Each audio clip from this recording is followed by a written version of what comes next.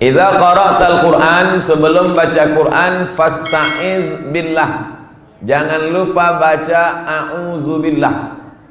Itulah mengapa qori kita tadi baca. Sebelum baca Quran jangan lupa baca a'udzubillah. Walaupun dalam salat. Allahu akbar kabira walhamdulillahi katsira subhanallahi bukratan wa asila wajjahtu wajhiya alladzi fatara as-samawati wal arda hanifan musliman wa ana minal musyrikin inna salati wa nusuki wa mahyaya wa mamati lillahi rabbil alamin la syarika lahu wa bidzalika umirtu wa ana minal muslimin. Itu yang al-wasliyah. Yang Muhammadiyah, Allahumma ba'id baini wa baina khataaya kama ba'adta bainal masyriqi wal maghrib. Ada lagi yang tak ada membaca, yang tak sembahyang. Mau NU, mau al-wasliyah, mau Muhammadiyah, habis baca iftitah, sebelum baca Fatihah tetap membaca ta'awuz. A'udzubillahi minasyaitonirrajim. Kalau salat maghrib, Bismillahirrahmanirrahim. Nah, begitu kalau imamnya mantap-mantap tuh. Kalau dia rakaat kedua, rakaat ketiga, menurut mazhab Syafi'i tetap baca a'udzubillah. A'udzubillahi minasyaitonirrajim. Aku berlindung kepada Allah dari setan. Kuat kali Ustaz nyebut setan. Setan. Namanya jin.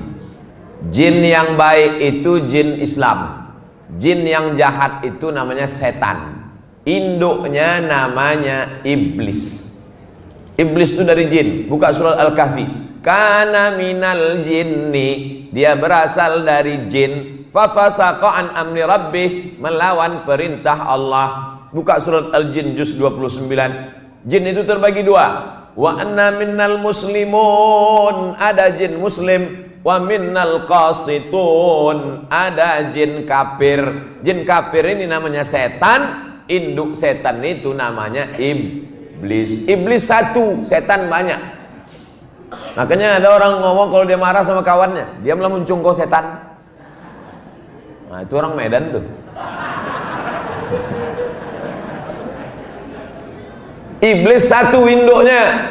Iblis tuh yang tak mati-mati itu, yang minta sama Allah, anzirni ila yaumi yub'atsun. Ya Allah, panjangkan umurku sampai nanti hari kiamat.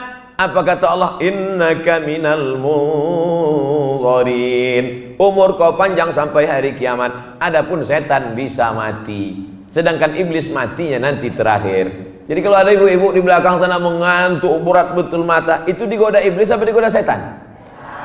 Setan. Anak buahnya iblis. Tantan katanya. Coba goda ibu-ibu itu. Tidak kau godanya iblis, enggak lepel aku tuh kata dia. Kau aja lah kata dia. Nah, dibawakan setan itulah kipas. Nina bobo, oh Nina setan. Makanya ikut pengajian, tapi saya tengok tak ada yang mengantuk. Cas semua. Entah belum lagi, tak tahu lah kita kan. Orang mengantuk itu dua kemungkinan. Pertama digoda setan, kedua cacingan. Nah, makanya kita tetap membaca a'udzubillahi minasyaitonirrajim. Bapak ibu yang diganggu setan itu diobati dengan ruqyah. Apa nama obatnya? Ruqyah.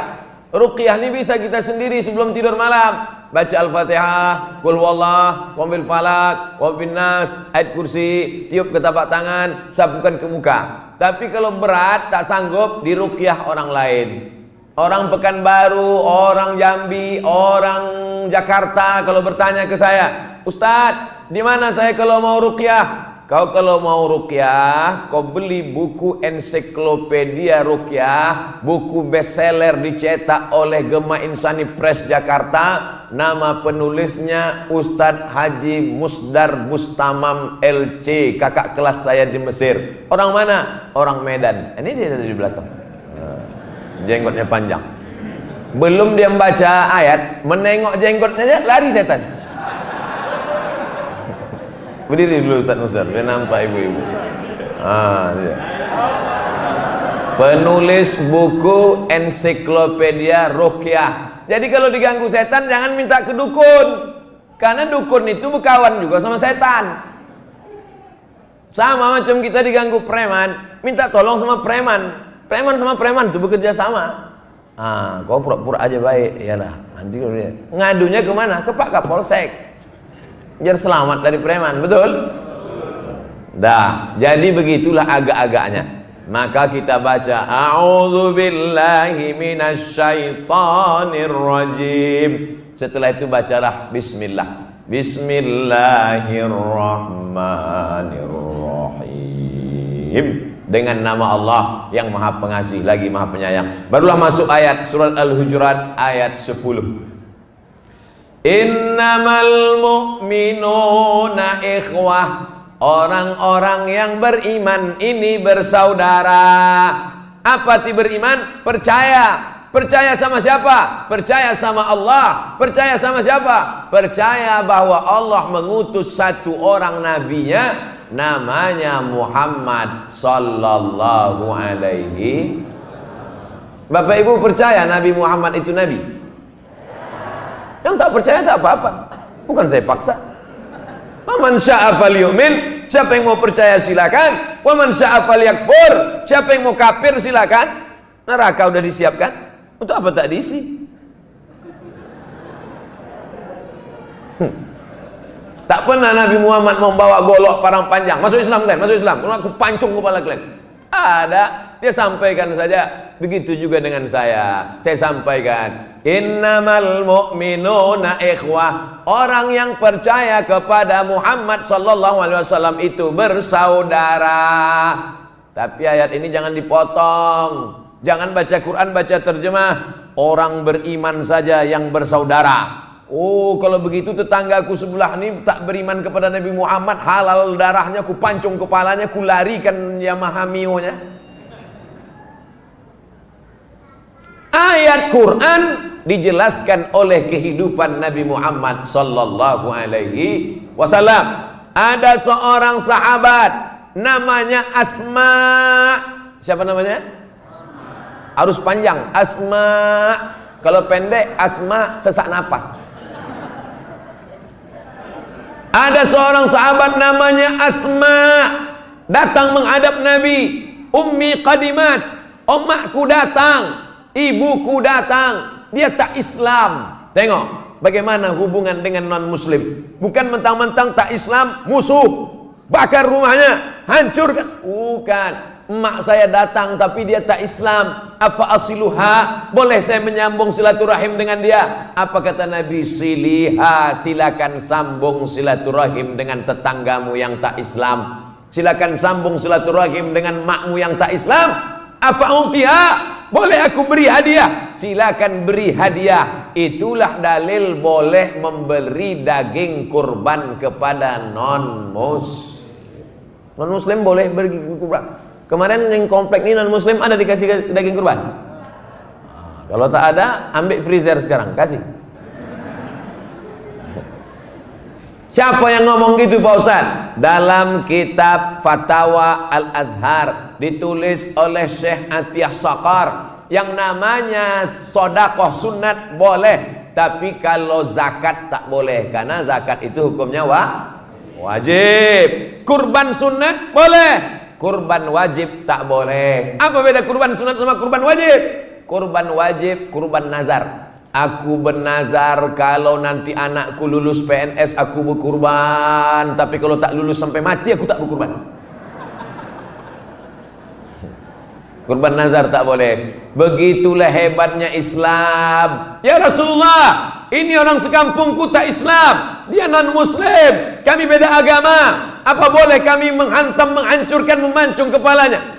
La yanhakumullahu 'anil ladzina lam yuqatilukum fid din wa lam yukhrijukum min diyarikum. Kalau mereka tidak mengusir kamu dari kampungmu, mereka tidak membunuh, memerangi kamu. Dua syaratnya. Mereka tak mengusir kamu dari kampungmu, mereka tidak memerangi kamu. Antabarruhum, kamu boleh buat baik sama mereka. Wa tuqsitu ilaihim, bersikap adil. Jangan mentang-mentang kau direktur lalu anak buahmu beda agama lalu kau tak adil. I'dilu, bersikap adillah. Perlunya memahami ayat itu, jangan dipotong. Ini banyak orang sekarang suka motong-motong ayat.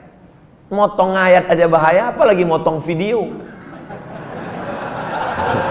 Di situ masuknya. Jadi ceritanya pengajian subuh Sabtu di Masjid An-Nur Pekanbaru. Saya punya pengajian hadis setiap subuh Sabtu. Pengajian 1 jam, habis itu tanya jawab. Bertanyalah jamaah, apa hukum dalam agama Islam tentang patung? Saya jawab dengan hadis Nabi, karena saya tak pernah menjawab menurut saya. Kau siapa? Innal malaikata, malaikat tak masuk fil buyut, dalam rumah, fiha tamasil, malaikat tak masuk ke dalam rumah kalau di rumah itu ada patung. Kenapa malaikat tak mau masuk ke dalam rumah ada patung? Karena di patung itu ada jin, ada setan tempat tinggalnya. Kalau tak percaya tanya sama Ustadz Musdar. Orang yang diganggu jin, hantu, setan di ruqyah tak boleh ada patung di rumahnya. Ada patung, buang-buang semua, karena tempat dia berdiam di dalam. Malaikat takut sama jin? Malaikat tak takut. Malaikat bukan takut sama jin, malaikat tidak mau satu majlis dengan jin. Makanya kalau ada patung di situ, ada setan di situ, dia tak mau masuk ke dalam. Tapi yang tak masuk itu malaikat yang membawa rahmat. Malaikat maut. Saya menjelaskan tentang hukum itu dalam Islam, bukan di TV. Saya menjelaskan itu bukan tablik akbar di TV One. Saya menjelaskan itu bukan waktu di tanah lapang di stadion. Saya bukan waktu konteksnya mengejek-ejek orang, tapi dalam hal bersama orang Islam di pengajian tertutup menjelaskan tentang hukum Islam. Salahkah perbuatan saya itu? Mau bersaksi di pengadilan nanti? Dah selesai. Kapolsek ada, Pak Dan Ramil ada, Pak Camat ada, Pak anggota dewan ada. Pengacara siap-siap kalian. Fa aslihu baina akhawaikum. Lalu apa makna orang beriman ini bersaudara? Abdul Somad kalau mati didoakan orang dari jamaah Masjid Al-Hidayah, datang berita, Ustaz Somad yang ceramah hari Minggu, hari Ahad kemarin di sini, mana? Mati dia sekarang. Tak tahan jantungnya di teror-teror orang itu. Aku pun memang ku tengok agak-agak pucat muka yang itu. Lalu jamaah Masjid Al-Hidayah pun mengirimkan Yasin wal Qur'anil Hakim innaka laminal. Nangislah ibu-ibu di belakang. Ibu kenapa menangis? Tak sempat berfoto kemana.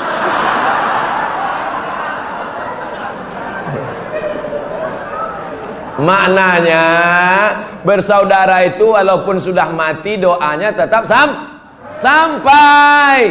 Maknanya sedekahnya tetap sampai. Datanglah ibu-ibu jamaah dari belakang, anak yatim, anak fakir miskin yang sekolah tahfiz berapa orang? Ada sekian puluh orang. Ini saya wakaf nasi bungkus untuk mereka selama 1 bulan.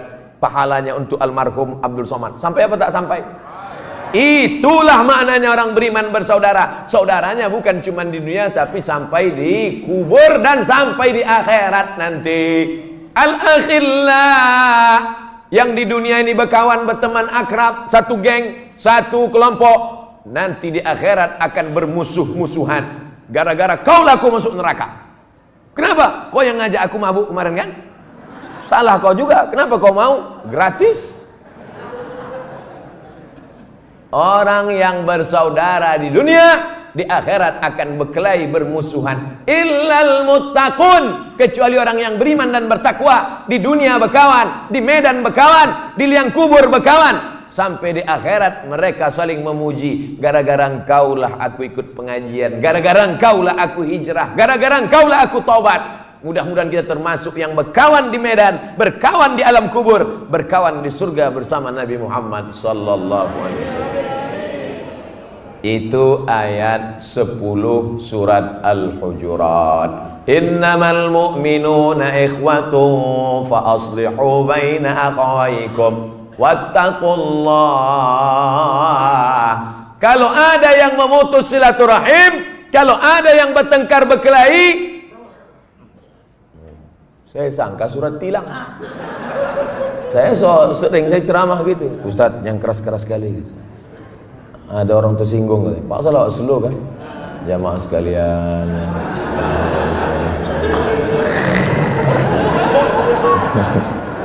Sampai mana tadi? Hilang pula bahan. Kalau ada yang memutus tali silaturahim berkelahi bertengkar, bak kata pepatah Melayu, sedangkan telur ayam disangka lagi bersentuh, apatah lagi hati manu. Telur ayam disangka lagi bersentuh, apalagi hati manusia. Sakit hati kita tersinggung. Aku sakit kali hatiku sama dia Pak Ustaz. Maklumlah tinggal di komplek dekat-dekat rumah, sakit kali hatiku sama dia. Kenapa? Rumahnya baru. Tapi yang paling sakit lagi itu sama orang yang buang ujung dulu Pak Ustaz. Kenapa? Mobilnya baru.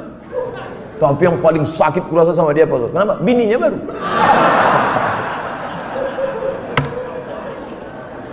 Maka mesti didamaikan orang ini. Wattaqullah, takutlah kepada Allah. Kenapa kalau tak damai? Karena rahmat Allah tak turun. Nabi waktu sedang pengajian, apa kata Nabi? Siapa yang memutus silaturahim pulang. Nabi sebelum mulai pengajian gitu, siapa yang memutus silaturahim pulang. Tegak seorang sahabat, pulang dia. Disambungnya silaturahim, baru datang dia balik. Selesai pengajian, apa kata Nabi? Seandainya kau tak keluar tadi, tak turun rahmat Allah subhanahu wa ta'ala. Rahmat tak turun. Di rumah kami selalu rahmat turun Pak Ustaz. Rupanya nama lakinya Pak Rahmat. Rahmat Allah subhanahu wa ta'ala. Orang yang mati itu kita doakan rahmat. Allahumma firlahu war. Kita ketika duduk antara dua sujud minta rahmat. Rabbil firli war rahmati aku, rahmati aku. Orang yang mati itu dipanggil orang dapat rahmat. Almarhum. Tapi jangan ini dipakai untuk orang hidup. Yang saya hormati almarhum Bapak Kades, almarhum Bapak RT, mengamuk dia. Saudaraku yang dimuliakan Allah subhanahu wa ta'ala, itu makna ayat yang terkandung dalam surat Al-Hujurat ayat 10. Masuk ke yang 11. Waktu sudah habis setengah jam. Ya ayyuhalladzina amanu, hai orang-orang yang beriman, la yaskhar qaumun min qaum, janganlah sekelompok kalian mengejek kelompok yang lain. Asa ayyakunu khairam minhum, boleh jadi yang mengejek lebih baik daripada yang diejek. Yang di dalam ini kan adem, ayam, tentram, pakai AC, tenang, ngejek yang di luar. Kalian di dunia aja tak masuk, apalagi di akhirat gitu. Pedas sekali cakap gua. Janganlah gitu kali, kata dia kan. Tak boleh. Boleh jadi yang di luar tuh lebih ikhlas. Betul? Gitu cara menyenangkan hati orang di luar. La yaskhar qaumum min qaum, jangan mengejek orang. Alah, Ustaz Somad tuh pandai ceramah aja ngomong. Itu videonya sedang ngejek. Ulang juga lagi. Aku bukan sedang ngejek, aku sedang menjelaskan hukum dalam Islam. Latah entah siapa yang latah, entah mau viral, entah apa diserak-serakkannya. Oleh sebab itu maka kita mesti paham ini dengan baik, kapan konteksnya, dan tak boleh kita mengolok-olok, mengejek-ejek macam-macam. Wala nisa'um min nisa. Apa arti nisa? Perempuan. Siapa nama anak ibu? Khairun nisa. Khair, baik. Nisa, sebaik-baik perempuan. Masya Allah. Di mana dia sekarang? Masuk penjara, kena sabu-sabu. Na'udzubillah. Jangan ketawa kalau gitu. Na'udzubillah. Gitu. Ini sebut sebenarnya kiki. Apa maknanya? Kenapa disebut perempuan? Kenapa ketika mengejek ada perempuan di situ? Kenapa ketika sebut tentang ejek mengejek disebutkan kata perempuan? Karena kebanyakan perempuan suka mengaku mereka. Kecuali perempuan jamaah Masjid Al-Hidayah. Ini mana ada mengejek? Mana ada mengejek? Nah, tengok, tebal kali lipstiknya aku tengok, 3 inci. Nah, itu tasnya itu KW itu, bukan asli. Alah, baru tas kulit, letakkan muka. Aku macam itu 3 biji ada di rumah. Ejek mengejek. La yaskhar qaumun min qaum. Jangan kalian ejek mengejek mengolok-olok. Asa an yakunu khairan minhum wala nisa'um min nisa'. Perempuan ini jangan mengejek perempuan ini. Asa an yakunna khairan minhunna. Karena boleh jadi yang diejek lebih baik daripada yang mengejek. Mulut kamu harimau, diam. Kenapa kau dari tadi diam aja? Kalau aku bukakan mulut ini keluar harimau. Kalaupun tak harimau keluar, naga keluar. Mulut kamu menyebabkan amal bisa berpindah. Mulut kamu menyebabkan amal bisa hilang. Mulut kamu menyebabkan bisa dijatuhi berbagai macam hukuman. Oleh sebab itu dalam Islam diajarkan, kalau mulut itu mau bercakap saja diisi dengan tasbih. Subhanallah walhamdulillah wala ilaha illallah wallahu akbar wala haula wala quwwata illa billahil aliyil azim. Jangan mengejek, jangan mengolok. Mata tundukkan atau pejamkan. Makanya nanti kalau ada di antara jamaah ini yang udah mulai memejamkan, itu sebetulnya dia bukan ngantuk. Nah. Kau kenapa kau pejamkan mata? Aku kalau aku buka kan nampak aku nanti cacat-cacat aib orang. Jadi bagus aku tertidur sebentar. Tapi kau datang kemari mau dengar pengajian, alah YouTube-nya kan banyak. Tinggal kau buka aja Ustadz Abdul Somad Official, subscribe, like and share. Nah, kita lanjutkan. Ada 6 yang merusak persaudaraan kita ini. Ustadz Somad Masjid Al-Hidayah ini sholat berjamaahnya jamaah tetap 300 orang. Betul tak ceritanya? Ragu. Hebat-hebatlah orang jamaah Masjid Al-Hidayah nih. Coba tengok. Kadang di masjid lain kipas angin pun payah. Di sini AC. Masya Allah. Tapi aku tengok tak semuanya hidup.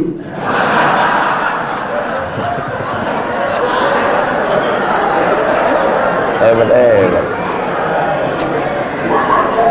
Hidup. Bercanda aja. Ya serius sekali. Dari mana pula lah datang anak-anak bersorban ini? Dari pondok pesantren mana didatangkan ini? Ini jangan-jangan pemain-pemain naturalisasi. Rupanya jamaah Masjid Al-Hidayah punya program tahfiz Quran, ada donaturnya. Artinya persaudaraan sudah hebat, jangan sampai rusak karena 6 ini. Bisa kita jaga? Gimana mau jaga? Belum kusebutkan lagi. Baru 1 yang kuceritakan, jangan ejek mengejek. Kau berapa ngasih bantuan ke program tahfiz Masjid Al-Hidayah? Aku alhamdulillah setiap bulan 1 goni. Segoni. Mau masuk surga 1 goni? Paling kau masuk surga 2 jam, habis itu masuk neraka balik. Janganlah mengejek. Persaudaraan ini mesti kita jaga. Jangan ejek mengejek, jangan olok mengolok. Masalah yang besar diperkecil, yang kecil dihilangkan. Siap? Insya Allah. Wala taqulanna li syai'in inni fa'ilun dzalika ghada. Jangan kau katakan aku akan berbuat besok. Illa ayyasha Allah. Kecuali atas kehendak. La haula wala quwata illa billah. Ingat, yang pertama jangan mengejek. Kita masuk yang kedua. Wala talmizu anfusakum. Jangan kau burukkan dirimu, jangan kau jelekkan dirimu. Ini ayat ini tak masuk akal. Ini jangan salah terjemah. Wala talmizu anfusakum. Jangan kau jelekkan dirimu. Ada orang mau menjelek-jelekkan dirinya? Mana ada? Ada orang mau merendahkan dirinya? Mana ada? Yang ada orang selalu menaikkan dirinya. Aku paling kaya, aku paling hebat, aku paling tinggi jabatan, aku paling lama di sini, aku yang paling tus jatuh. Jadi apa makna ayat? Jangan kamu jelekkan dirimu. Ketika saya menjelekkan engkau saudaraku, maka saat itu aku sedang menjelekkan diriku, karena kita berasal dari diri yang sama. Engkau dari Adam, aku dari Adam. Dari mulai Adam sampai Adam Smith, semua berasal dari Adam. Adam, Idris, Nuh. Nabi Nuh punya anak 3, Sam, Ham, Yafes. Sam itulah bapaknya orang Arab dan Yahudi. Sam. Ham itulah bapaknya orang Afrika yang berkulit hitam. Yafes itulah bapaknya orang yang berkulit putih. Kulit hitam, kulit putih, antara hitam dan putih. Yang satu kulitnya berlebih, itu Afrika. Yang satu kurang warna kulitnya, itulah orang Eropa. Yang satu sedang-sedang, itulah orang Arab. Kita ini entahlah campur-campuran. Nah, itu disebutkan dalam kitab Al-Bidayah wan Nihayah, ditulis oleh Imam Abul Fida Ismail Ibnu Katsir. Oleh sebab itu maka jangan pernah kita tunjuk orang, karena ketika kita tunjuk dia, jelek, pendek, busuk, hitam, saat itu kita sedang mengejek diri kita sendiri. Kalau ditempeleng pipi kita sakit, begitu juga pipi dia. Kalau kita cubit tangan kita sakit, begitu juga tangan dia. Itu disebut dengan empati. Ada empati, ada simpati. Ibu-ibu menengok anak orang susah di lampu merah, nyanyi-nyanyi untuk dapatkan duit, meleleh air mata. Aku sedih kali nengok dia tadi. Kenapa? Terbayang aku anakku, andai begitu cucuku. Itu namanya simpati. Sekedar simpati nengok orang lain. Tapi yang lebih hebat daripada simpati, apa dia? Empati, bukan XL. Empati. Empati itu bukan sekedar prihatin, bukan sekedar sedih, tapi keluar duit, memberikan bantuan, memberikan pertolongan, bukan mengejek. Ini udahlah tak keluar duit, caci maki, sumpah serapah. Dibukanya kaca, kita sangka kaca mau ngasih duit, rupanya kan kau kecil dan menyusahkan orang tua, apalagi mau jadi perampok kan nanti, sampah masyarakat. Tuih. La ilaha illallah Muhammadur Rasulullah. Oleh sebab itu maka yang kedua adalah la talmizu anfusakum. Jangan kau jelekkan orang, saat itu kau sedang jelekkan dirimu. Jangan kau rendahkan orang, saat itu kau sedang rendahkan dirimu. Jangan kau jatuhkan orang, saat itu kau sedang jatuhkan dirimu. Karena engkau adalah diri yang satu, sama-sama dari Adam. Kullukum min Adam, semua kalian dari Adam. Wa Adam min turab, Adam dari tanah. Tolong yang berasal dari besi angkat tangan. Yang dari besi cuma satu, Robocop. Satu lagi Transformer. Yang lain daripada itu semuanya berasal dari tanah. Setelah mati masuk ke dalam tanah, akan dimakan oleh cacing tanah. Warnanya warna tanah, baunya bau ngaku. Yang disombongkan ini apa?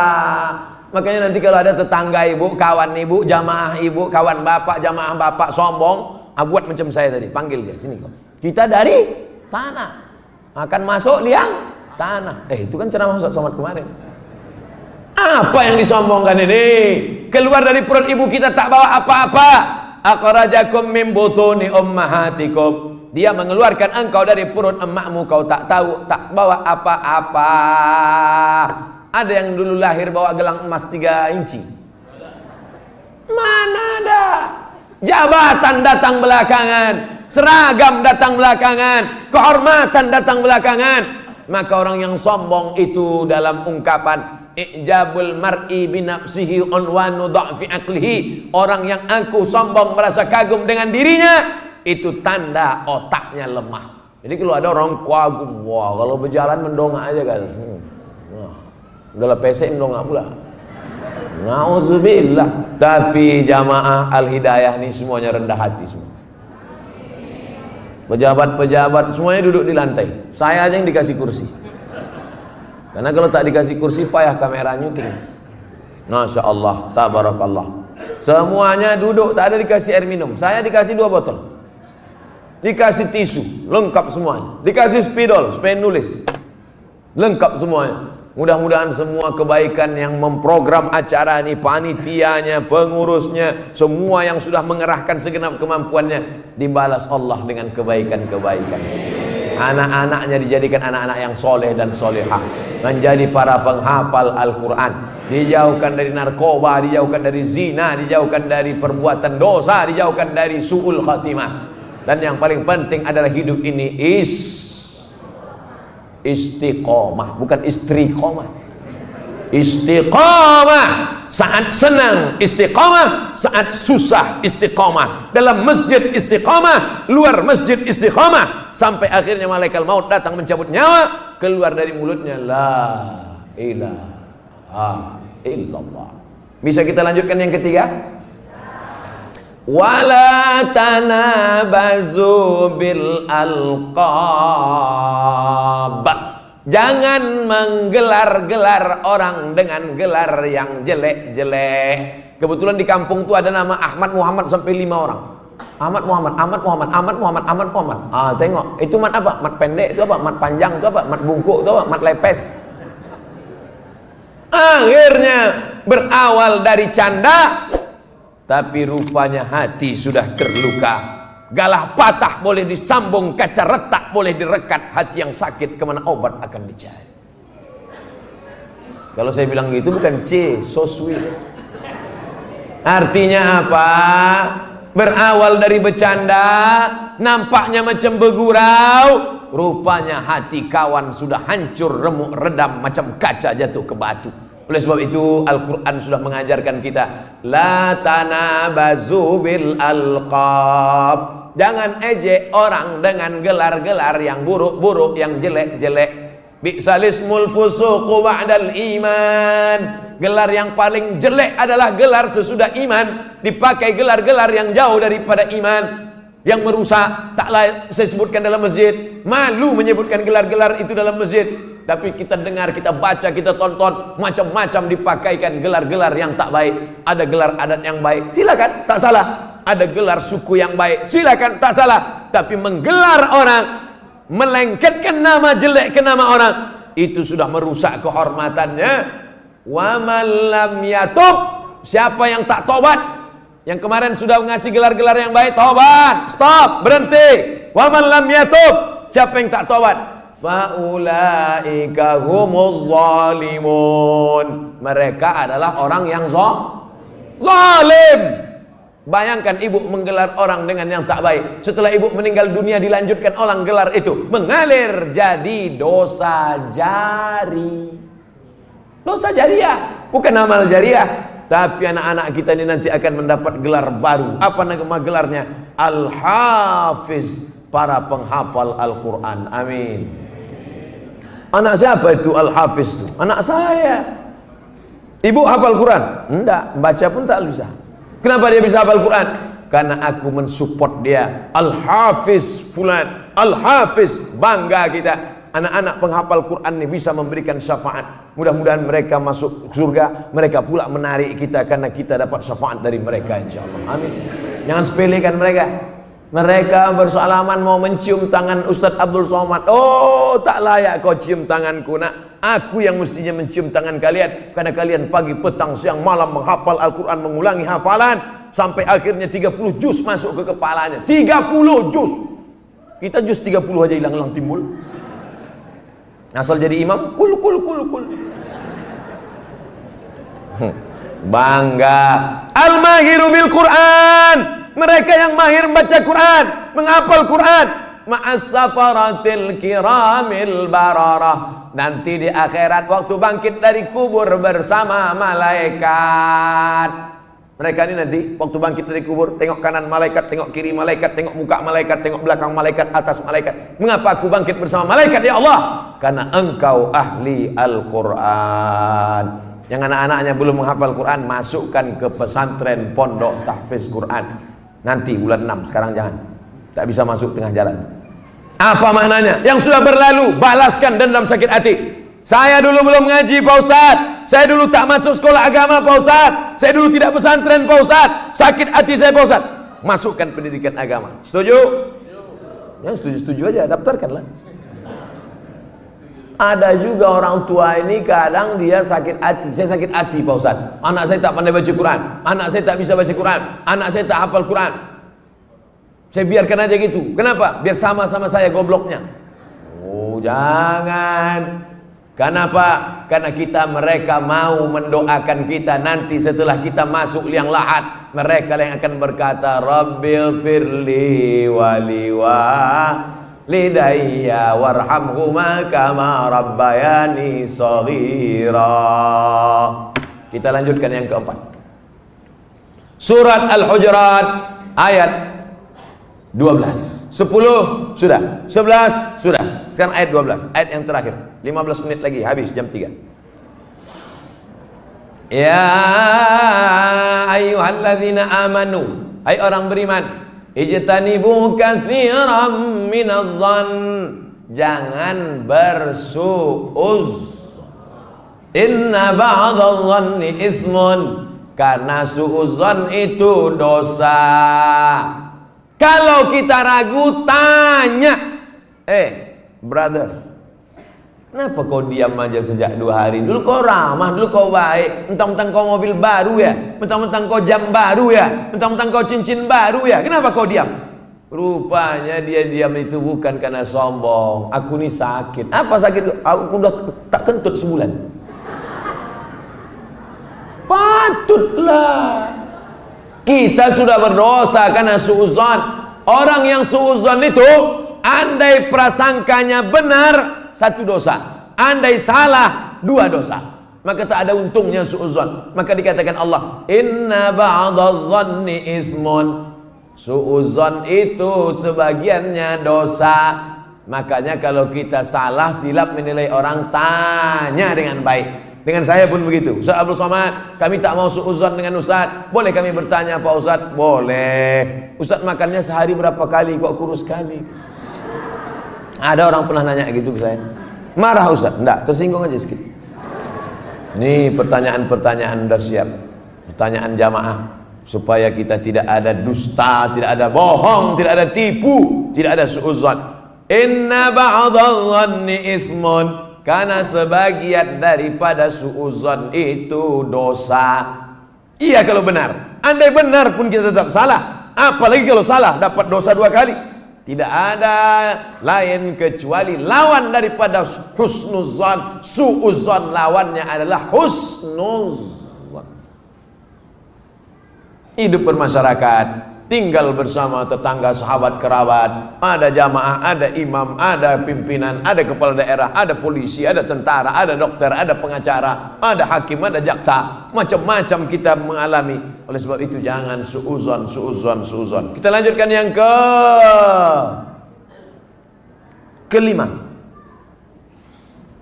Wala tajassasu, jangan mencari-cari kesalahan orang. Jasus, spionase, mata-mata, tugasnya mencari-cari kesalahan orang. 100 perbuatan dia, 99 baiknya, tak pernah nampak. Yang nampak 1 saja. Debu di seberang lautan nampak. Gajah bengkak digigit tawon, di pelupuk mata tak nampak. Nah, ini kerja model begini nih dalam ayat Al-Hujurat 12 ini buang jauh-jauh. Wala tajassasu, jangan cari-cari kesalahan. Selama 45 menit, 50 menit, sekarang jam 3.50. Selama 50 menit ini kita ramai di Masjid Al-Hidayah nih, siapa yang paling banyak salahnya? Abdul Somad lah paling banyak salah. Kalau mau dicari-cari salah saya, Abdul Somad ini tak sopan. Orang-orang tua di bawah, dia duduk di atas. Abdul Somad ini tak sopan. Dari tadi ngomongnya menyenggak-nyenggak orang aja, tidak teriak aja. Abdul Somad ini tak sopan. Dari tadi tangannya sebelah kiri aja, tangan untuk cebok itu pula dipakai. Oke, kita robah sebelah kanan.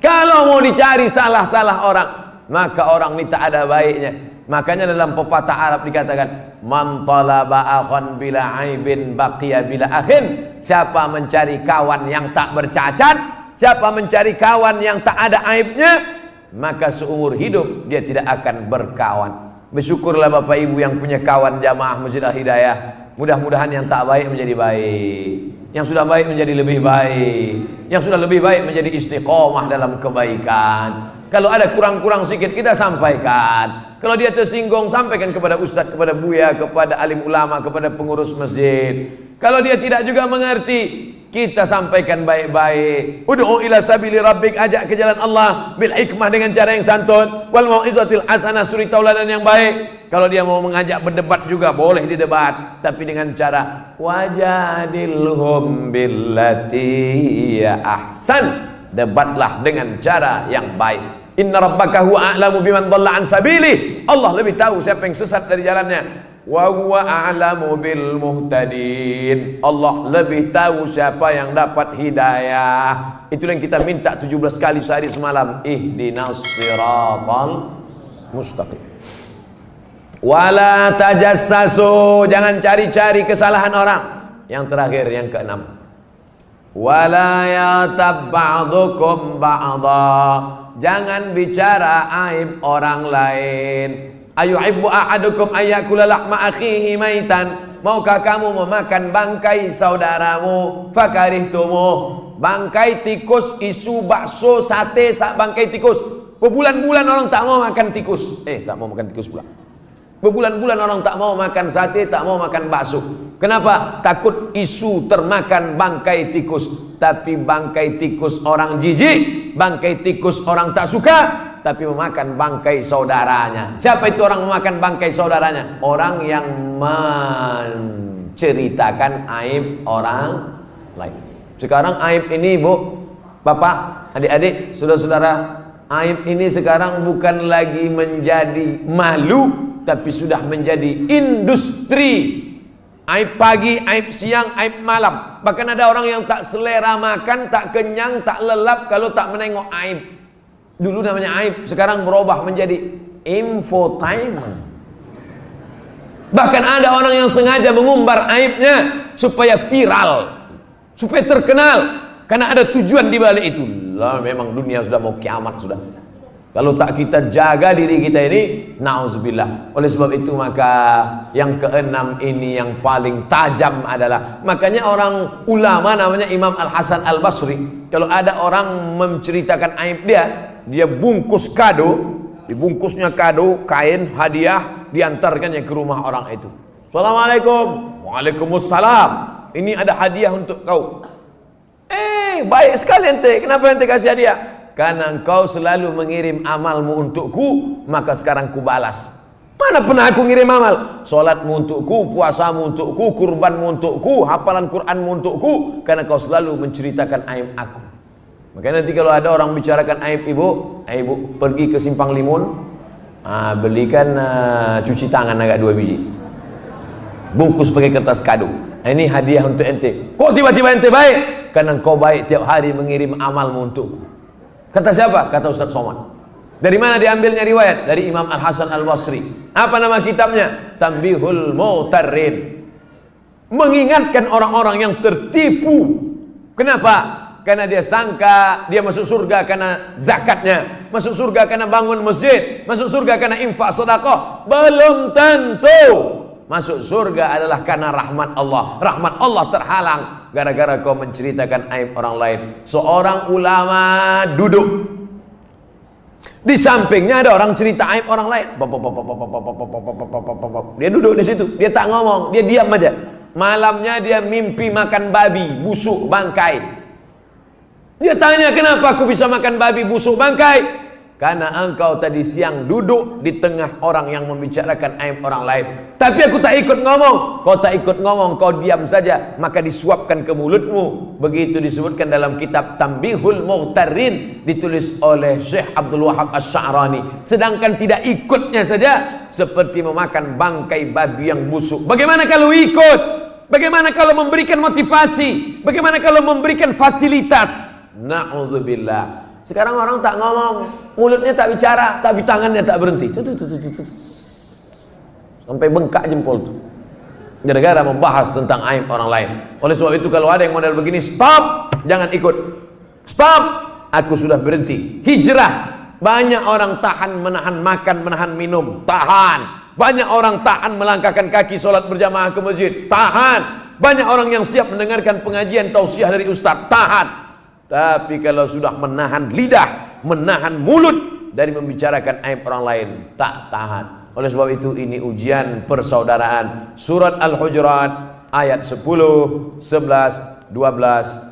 Itulah yang kita bahas pada kesempatan ini. Sekarang jam 3 kurang-kurang sikit karena kita udah lama berkawan, tak apa-apa lah ya.